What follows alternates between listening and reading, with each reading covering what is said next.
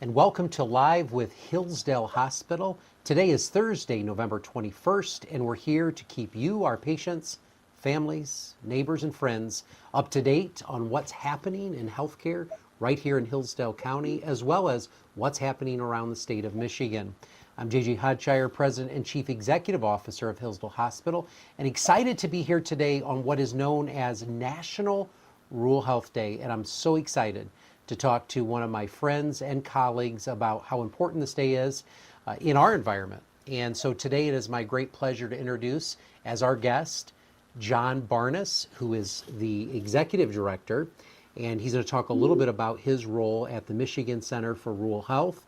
I've worked with John here for nearly 15 years now, and it's proven to be a great relationship between his professional organization and our hospital. And prior to me, my predecessor, Duke Anderson, worked very closely with John, implementing some very important practices right here at Hillsdale Hospital.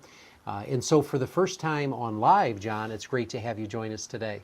Well, thanks, JJ. Really appreciate the opportunity to be on this podcast with you and talk about the Center for Rural Health, how we've worked with Hillsdale Hospital, worked with other provider groups and hospitals across the state, and also talk a little bit about National Rural Health Day. So I'll follow your lead. All right, we have exciting questions to ask, but before we begin, John, just for our listeners' sake, why don't you tell a little bit about yourself, your background, and what got you to where you are today? Sure. Well, I guess there's a couple things. There's my personal background, then we can get into my professional, and then Sure. talk about the Center for Rural Health. But I'm married to Patty. Have been for, it'll be 25 years in April. We've got I don't know how she's put up with me for this long. I was going to ask it, but I thought I wouldn't. I appreciate it. Ask her when I'm not around. I will. I get a truthful answer. But we've got a blended family. We have our son Caleb is out in west of Boulder, up in the mountains. He's a gemologist. Got his GIA. So if you ever need to get a nice stone from your wife, I'll let you get a hold of Caleb. I'll get a hold of you, John.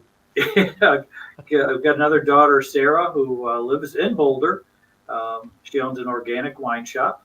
Another daughter who lives in Racine. She works at SC Johnson, and her husband, she's in charge of marketing for Ziploc bags. So whenever you buy a Ziploc bag, you're helping keep my daughter employed. So keep buying them. She's married to Frank, who is a oral surgeon up by Kenosha. And they have two children. So I've got two grandchildren. Patty and I have two grandchildren. One is Calogero. These are Italian names. It's Frank Caputo, Frank Laura Caputo. So Calogero Caputo, who goes by Cal. He's in first grade. And then the youngest one, Ettore, who goes by E. He is a year, almost 2 years. He'll be 2 years in February. He's a handful. So we've got, they'll all be here for Thanksgiving. Then the final daughter lives in Charlotte, North Carolina, and she works in a marketing firm doing social media. So they've all flown the coop, but it gives us 3 different locations to go visit, and they come back. And I like to say that they are gainfully employed and paying into Medicare and Social Security. So we should be okay, JJ. Well, they're off your payroll now, so that's great, John. I like it. And how awesome that you actually can get your wife a bottle of organic wine and a diamond. And so if she's watching today, John did whisper in my ear that he was going to do that for you. So, Mrs. Barnas, you can get something nice for Christmas. Thanks. But John, we work a lot together on a lot of projects, so we're going to talk about that in just a minute. We've had Brian Peters from the Michigan Hospital Association on our program before, and the podcast and live events. And, we really want to highlight the work that the Rural Association is doing, because there are 2 different segues, right? I mean, you have MHA represents all of the bodies of healthcare and various divisions, including mental health. And then we have your organization, which we belong to, and it's really kind of, super focused on addressing some of the issues that are facing us in rural America, specifically in the state of Michigan. So if you could talk to us a little bit, John, about what does the center do on a daily basis, and what type of programs are you looking at, and what is the work that you're Sure. engaged in at the Michigan Center for Rural Health. Sure, love to. Thanks. So let just take a step back and explain who the Michigan Center for Rural Health is. So we are the state office of rural health in Michigan. Every state in the nation has a state office of rural health. What makes us unique is how we're structured. As you can tell, if you are a state office of rural health, you would guess by the first word state that you are a government employee. And that's true in 37 of the state offices of rural health. So, for instance, south of us in Indiana, Ohio, that Ohio State Office of Rural Health is inside their state government, inside their Health and Human Services. Same with Indiana. There's 37 of those. Another structure of a state office is the university based, where they're actual university faculty employees. And so across Lake Michigan and Wisconsin, my friend John Ike, who is the director of the Wisconsin Office of Rural Health, is actually faculty at the University of Wisconsin-Madison. So there's 9 other of those. And then actually I really think the best model is the one that was started all of them started in 1991. Is the nonprofit model. And Michigan and South Carolina and Colorado have the nonprofit model. And that gives us a tremendous amount of flexibility to work across different program areas. So I'm a nonprofit. You would guess by looking at my email address that I am a Michigan State University employee because it's barnas@msu.edu. But we happen to live here on campus inside the College of Osteopathic Medicine for free. We've always been here since it started in 91. And what it really does is allow for us to take our grants, which I'll get into in just a minute, and I don't have to pay rent or utilities or all that or IT. It's all supported by MSU. So when you look at my audit, you'll see that 97% of all the money that comes in goes right out in programs and services, 3% in management in general, unheard of. And it's all because of the dean, and it's wonderful. So my board consists of the dean, Dean DeJoy. She's the newest board member. We also have a state rep, a state senator. My current board president is Dr. Ned Canfield, who represents the Michigan Osteopathic Association. Immediate past president is Dr. Al Ferreira from MSMS, Michigan State Medical Society. My treasurer, secretary is Beth Nagel, and she represents policy and planning out of the Michigan Department of Health and Human Services. And then the vice president is Nick DeRusha, who is the local public health officer in the Eastern UP, LMAS, Luce, Mackinac, Alger, Schoolcraft counties. And he represents, that's a big area. And he represents the Michigan Association of Local Public Health. Emily Berquist is on our board, who represents the state division of EMS. I know you know Emily; she's great. So that's some of the board. And so, in fact, I got a board meeting tomorrow morning at 8. So they meet every other month. Yeah, just like you. I mean, it's a nonprofit, and you have to be responsible to your board. So that's our structure. So that's the boring stuff. So what do we do? So right now we're managing 17 different grant programs that provide services across rural Michigan for hospitals, for clinics, for EMS providers, and then we do technical assistance and a lot of education. So let me just explain some of this. So I've also got a full-time workforce initiative manager, Kira Berkey, and she's relatively new, about a month on the job, and her job is to work with your hospital, work with Helen Johnson up at Newberry, and create pipeline programs for MAs, rad techs, and also manage to see if we can't find a primary care provider for you. So we've got that, and she's also well versed in state loan repayment programs, National Service Corps. So she's able to help healthcare administrators, but also students, because she'll go and speak to the different medical school students and nursing students about the state loan repayment and why it makes sense to practice in rural. She's from the Metro Detroit area, but she has spent her whole life vacationing up by Rogers City by Alpena. So she knows rural, right? I mean, that you have to want to go there. You have to get off of I-75 and drive for an hour and a half to get there, right? So she understands rural. I've also got a full-time education manager, Renee, in our office, She's great.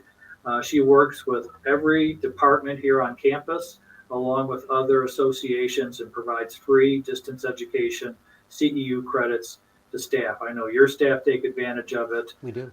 Yep, geriatric nursing, social work credits, all those type of things. And she's also got into the Echo world, the Project Echo, where it's a direct physician to provider content, driven by content of providers out in the field. And that's been wonderfully accepted and used. So there's a couple of them. And then we've also got an EMS programs manager.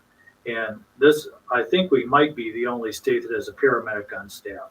And he's also an instructor coordinator. He works very closely with Emily, and we put together leadership academies for EMS professionals to be more than just a manager, but to learn that leadership skill that's really necessary and vital to have a successful EMS program, pre-hospital programming in a region.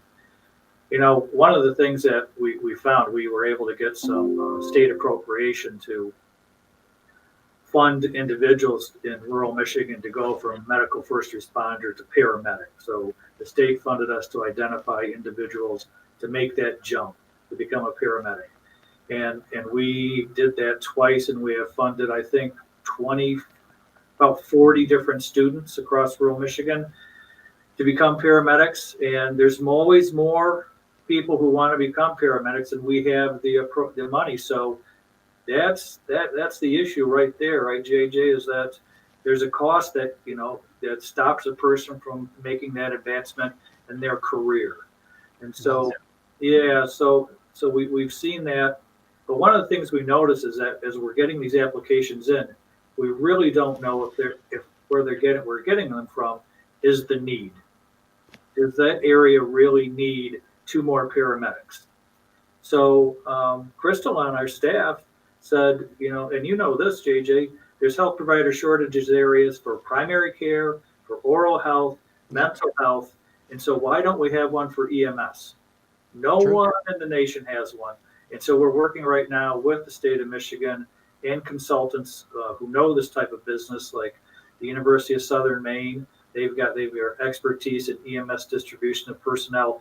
And so we're working right now to create that matrix where you say, you have this geographic land base, you have this many medical first responders, this many paramedics, and you draw that line, and this is what you need. And so it's only going to be for rural Michigan, not suburban, not urban, not for Indiana, for rural Michigan. And we think we'll be able to identify and drive resources into those areas that really need a paramedic. So I'm really excited about that project. That's just one that's really needed. 2 more that I want to talk about before I give you the mic back. We've been real active in the OUD/SUD world, and that would be opioid use disorder, substance use disorder.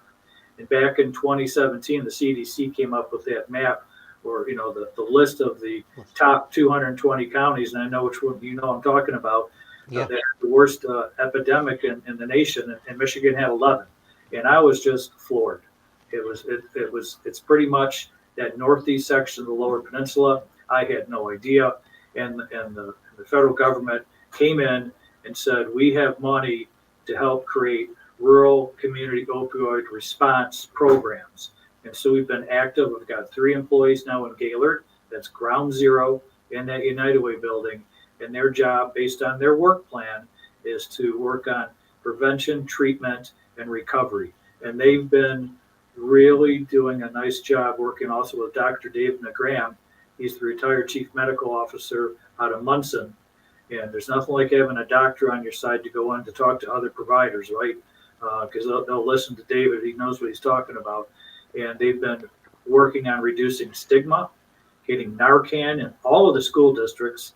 The school district, the ISD superintendents up there are opening their doors for us to bring Narcan into the schools, because you never know when an event's going to happen. And then also on recovery housing. And a person who's made that journey and they're getting their life back in order, when they're through their treatment program, that's usually 60, 90, or 120 days. The last thing they need to do is go back to where it all started, because that can be a trigger, right? and you're going to go back into that dark, deep depression hole. So they need recovery housing. And so what our group has been able to do up there in the region is 5 years ago, there was 2 recovery houses, and now we have 12. Now, certainly it wasn't all of us, we're not going to take that credit, but we certainly help push things along by reducing the stigma and getting people to recognize that, a sober workforce is your best workforce. And, they're going to show up every day like they're supposed to, and they work hard. And it's really difficult at times after you've gone through that journey, as I'm listening to people with lived experiences who come to all of our meetings, that once you have a blemished record, a lot of times business owners don't want to hire you because of that. And so we're trying to get over that stigma with another program called Recovery is Good Business. And the folks who are going through it and working in businesses that are established, and they're just the best employees. So love that program. It's been going on for 6 years. We're hoping to get a couple more years out of it as we continue to fund it through grants.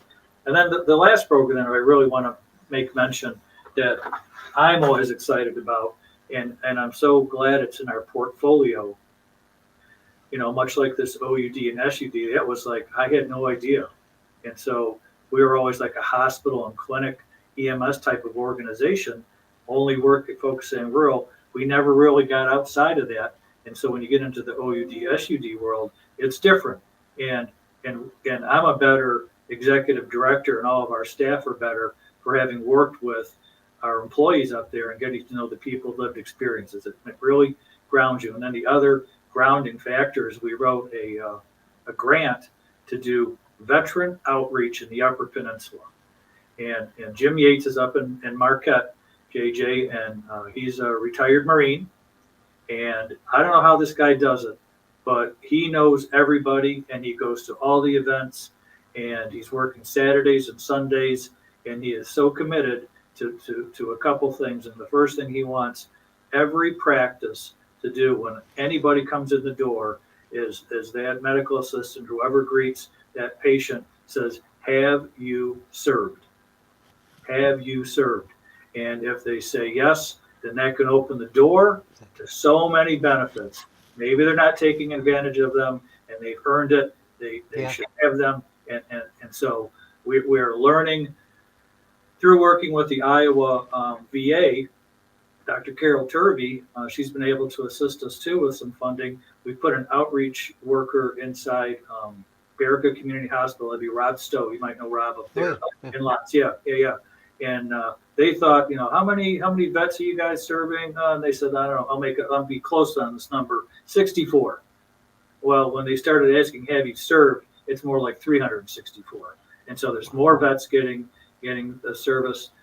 Andy, Andy over at Schoolcraft, and then Hunter has left Newberry, and Helen Johnson's up there. Yeah, he bailed on us, John. Yeah, but he's still doing rural at My Michigan Alpena. Yeah, he is. Yeah. Wearing that corporate hat, but I teased him yesterday on text, but anyway. Good. You should. He deserves it. He deserves all the teasing he gets. But those two communities too, they want those outreach workers. So we're working with Dr. Turvey to put outreach workers there too. So, if I had wishes, that I could have, I'd have like 2 more Jim Yates, and I'd have, someone like that down in your neck of the woods, and then someone in the middle, up by Gaylord. When we're looking at the data, the Western UP, like, they have the highest concentration of vets in the state. Yeah, like 14 and 15%. They go up there. And so we need to find them and make sure they're getting their care. So those are 2 programs that were outside of our portfolio, but I'm so glad we're doing them, and I'm looking for ways to continue to fund them when the federal funding ends. So I'm talking to the state legislature appropriators to how much does it really cost to keep Jim active up there? Fringes, salary, some travel. That's what he's doing. He's out there he's meeting people and getting people to where they belong. So that's something about us. We work a lot with hospitals. You get our services through recruitment, through our education, through our small hospital improvement program grant, where you do some work on maybe charge master, which is, for people who don't know, that's making sure that you're charging the around amount, from your hospital to CMS or Blue Cross or whoever. So there's that type of work. That's who we are. And we've also, we had some work through the Michigan Health Endowment Fund. We're doing some palliative care work now too. Can you talk a little bit about that, John? Yeah, of course. So Health Endowment Fund, connect us with Stratus Health. And Stratus Health is the quality improvement organization, as you know, they're out of Duluth, Minnesota. And they have this palliative care program strictly for rural. So we're all over it. This is a rural based. And so what we did is we worked with the Health Endowment Fund and Stratus to put together a phase 1 and a phase 2. Phase 1 is doing an inventory across the state. Who's doing palliative care? Who isn't? If you are you successful? How are you funding it? Is there a need? Well, you and I know there's a need. Significant. Yeah, there's a significant need. So we're just finishing up phase 1. That's going to be ending next month, December, which is really pretty close. And then phase 2 is January through 25, and I think a bit into 26. It might be 18 months. And that's where we will be looking to identify communities that we can help assist to raise up a palliative care program in their community.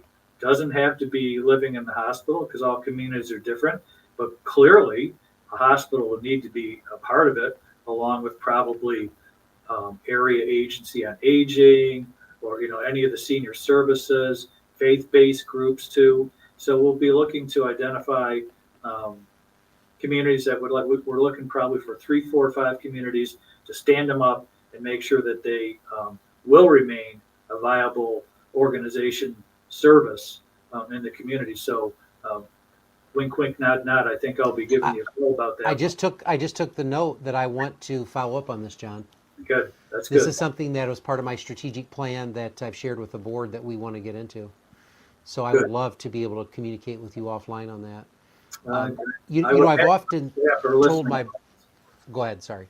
I said, I imagine my staff were all listening to this, so I think Amanda, who's managing the program, just wrote your name down. Is probably emailing you right now. Good. I'll take it.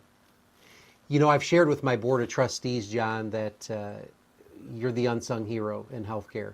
And I've said that numerous times to my board, because the work that you're doing behind the scenes, it's not the glamorous work out front, but the work that you're doing behind the scenes is incredible.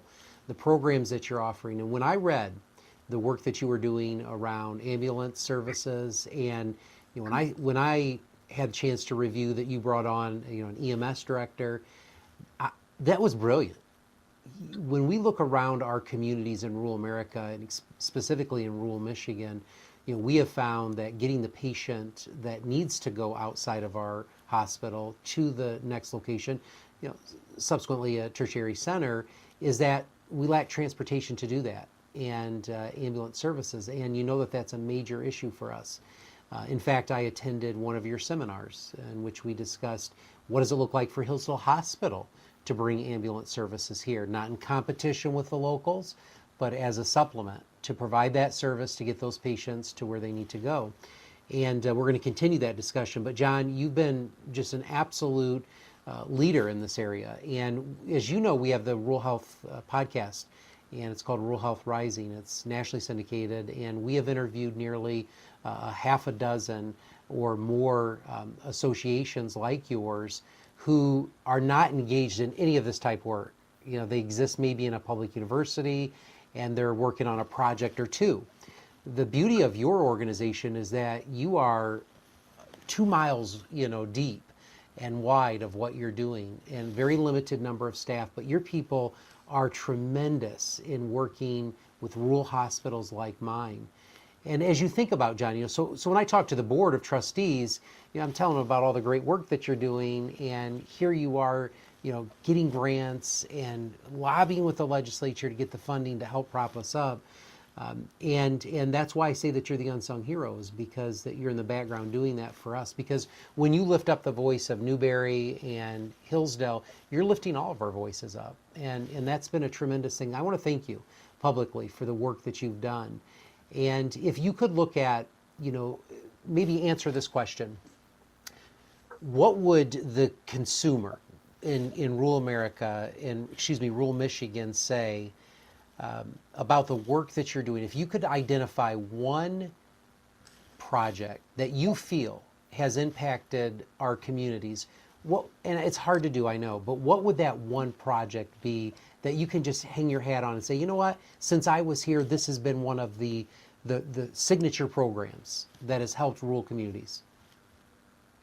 Wow, that's putting me on the spot. But I first, know it is, because all the others are going to be upset. well, first, thank you so much for those kind words, and all those kind words that you just gave, me on this podcast really belong to all the staff who do the work. I'm not the smartest guy around, but I know talent when I see it, and I always want to hire people who are better than me in those positions. And just my job is to find resources and just provide guidance and direction, as we're going this way, and everyone go this way. Got to go a little faster. Don't go too far out in front. Keep the wheels off the gravel. We're going this way. So thank you, because we kind of tend to our knitting a little bit here, is what I like to say, and we don't really, because we're not a membership organization. We're more like NRHA. We're constituency based. Yep. So because we have a lot of people under the tent, a lot of things under the tent. But I think one of the best initiatives that we've had and continue to use, and we're building off of it in other ways, is the Michigan Critical Access Hospital. It's called the MICA, Critical Access Hospital Quality Network. And it's more than just critical access hospitals. There are 2 other rural hospitals that participate in it, and I'm going to try and make it 3 with yours. So we'll get you in touch with Crystal to see if your quality manager would like to join. Yes. All hospitals are smaller now, rural hospitals, and what Newberry is doing is real similar to what you're doing, and what you're doing is similar to what is happening in Gladwin. But what they did is they started back in 2000, and we just brought these quality managers together in Mount Pleasant, and we said we'll pay for your meeting, your mileage, we'll buy you lunch, and you guys start to decide on the indicators that you want to look at that are most important to your communities, and let's benchmark them and measure them, and then let's see if we can improve the care in our communities on a basis based on this group.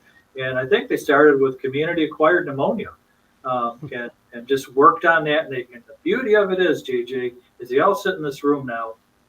There's 36 of them, 40 of them, I think, 40 hospitals around, and they share what they're doing. They share their best practices. They have a love for their communities. They have a love for quality healthcare, and they share everything. They document it. They post their information. It's called MB-QUIP, Medicare Beneficiary Quality Improvement Project. So they're measuring these things, and they're nationally recognized. They get an award every year for the work they're doing, because you're also kind of competing against the other states too. And so they're really good at what they're doing, and they take that energy back into their communities. And I'll lead with that one, because based on that, like I said, I can be really, really slow to learn, but it took me a while. I thought, why aren't we doing that with our primary care clinics too? And wow. So now, Jill, I think someone from Hillsdale, they're your certified RHC, is probably a part of her group. They meet in Mount Pleasant twice a year, and they're doing the same thing. They're benchmarking primary care data, and we do that with the CFOs now, and we've just started it. Patrick Fox, our paramedic, is now bringing together. He's got 11 EMS agencies who are benchmarking, and so there's something about when you bring your workforce people from across the state together. You're building friendships. You're building a network. You're building camaraderie. You're not in this alone.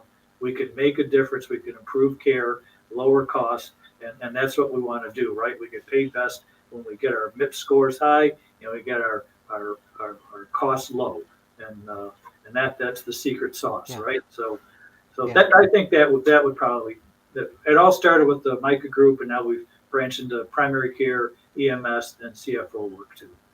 It's incredible, the work group that you've created, John, in the collaboration among all of these hospitals. But for you to create that venue, we're grateful. So thank you. I cannot underscore enough the work that you and your team have done. And you're the leader, so you got to take some credit whether you want to or not, because I'm going to give it to you because you're an exceptional leader. And the work that you and your team have done has been remarkable for communities like Hillsdale. So it is very important.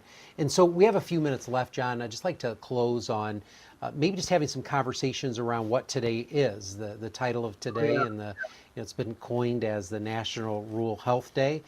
Could you talk to us a little bit about what that means and why is it important to our communities? Yeah, sure. So just 30 seconds on the background. I think it was probably, I don't know, 10 or 15 years ago, my colleague out of New York, Karen Madden, so she's inside the state Office of Health, and she's, God bless her, she's a go-getter. She's really bright. She's done so much for rural New York, and there is a rural New York when you go, west. It goes, to Lake, Ontario and all that. Yeah. And she said, how come we don't have a celebration day? And so it just started off as like a little ripple in a pond, and now it's become this national event, and it's important for not only rural Michigan, rural America, but for suburban and urban Michigan and America to recognize it and celebrate it too. Because in rural America, rural Michigan, that's where you get your food, that's where you get your fuel, and that's where you go vacation. Yeah. Right? You don't go pitch a tent in downtown Kalamazoo, and I like downtown Kalamazoo, but if I'm going to go pitch a tent, it's going to be near Grayling. Not, That's right. Right. So it's just important that everyone celebrates the fact that we're a very diverse state, we're a very diverse country, and we need to celebrate the fact that some people live in rural, some live in suburban, some live in urban, but we're all in this together, and we happen to have one day a year. Thankfully, it was smart enough to put it after opening a deer season, and that we celebrate National Rural Health Day as a country, because rural is so important to who we are. It's our family. Yeah. John, that's well said, my friend. And my wife and I would say that rural and vacationing is in Brimley, Michigan, a nice little area near where my son went to college at Lake State. And we found that to be a great place for the 5 years he was in college. But it's the wonder and the beauty of that area up there. It's just incredible. But the work that's being done in rural communities like Hillsdale, in the places that you visit, on your tour every year, the work that we're doing is, I call it missionary work. We're involved in a community where there's a lack of transportation, public transportation. We have poverty. We have still individuals who have no insurance. We all thought that went away with Obamacare, but in fact, there are people who can't and they don't get on the marketplace. And so we still have an underserved population and individuals that do not have health insurance. And so we're here every day, laboring away, fighting the big machine of big health systems who are competing with my staff and taking them away from me with huge bonuses. But our staff choose to stay here. And the reason they do that is because they love the quality of life, but they love the opportunity to impact lives, the lives that they see at Walmart, the lives that they see at their local church and in their family. And it's truly ministry work that we're doing. So to recognize the hard work of rural healthcare workers, it's very exciting. And to elevate the work that we're doing in rural. As you know, since 2010, 150 hospitals have closed in this country, all of them rural. And the number is really disturbing of what Scott Becker's and Becker's Healthcare have put out recently of the hospitals that are at risk of closing in this country. Those numbers are way too high. And so we're fighting to make sure that our communities stay healthy. And John, I want to thank you for the work that you're doing every day. You're engaged in that fight with us, and I want to thank you for being that voice behind the scenes for being that unsung hero here in healthcare and for lifting up hospitals like Hillsdale. Because when I said earlier that you're lifting up all the voices, you truly are. So I want to thank you for joining us today on this podcast. It's been great to have you here and to learn the perspective and to hear just some of the programs. You're doing a tremendous amount more beyond that, but just to hear some of those most important programs, it's very encouraging to know that we have someone marching in battle ahead of us. And so thank you for joining us today, and thanks for sharing your perspective. Well, thank you, JJ. And on behalf of my board of directors and staff and all the people that we work with, thank you for all you do and all your staff too. You guys are great. Keep the faith, my friend. We sure will. Appreciate it. And to our community listening today, we thank you. You have given us your continued support, and that means a tremendous amount to us. If you want to connect with us or to learn more about rural healthcare, you can do that at hillsdalehospital.com. You can join a winning team. In fact, I believe I'm allowed to announce it, but we've just received some significant accolades from the state, and we'll be announcing in a press release later this week that we are top workplace in the state of Michigan. How about that? As you know, we're also a 5-star CMS-rated skilled nursing facility. We're a Chartis Top 100 Hospital designation. We have a lot of designations, a lot of accolades, but it all goes back to the hard work that our staff demonstrate each and every day. So if you want to join a winning team, you can do that. Visit hillsdalehospital.com. Look under the careers tab. I think we have about 32 to 35 job openings today. We'd love to have you join the team. If you're looking just for an opportunity to volunteer, maybe to serve the community and to give back of your time, you can do that. We have plenty of volunteer openings. Look online as well for that. And then you can join us each week on live for events like this to learn about the great things like rural health, what we're leading in this state and in this country. You can learn about programs locally and statewide and national. Tune in right here every Wednesday normally. This was a special because it's a National Health Day. But we would also encourage you to listen to us on our podcast, Rural Health Rising. It airs every week. Excellent programming about how to sustain rural health care in our country. And then locally, every week, WCSR 92.1. You have a chance to listen to some of the exciting programs that we're launching here at Hillsdale. And then at 102.5 Buzz Radio, where we talk about the same type of programming. So we look forward to seeing you back here next week. But until then, stay safe, stay healthy, and stay Hillsdale strong when you choose Hillsdale first.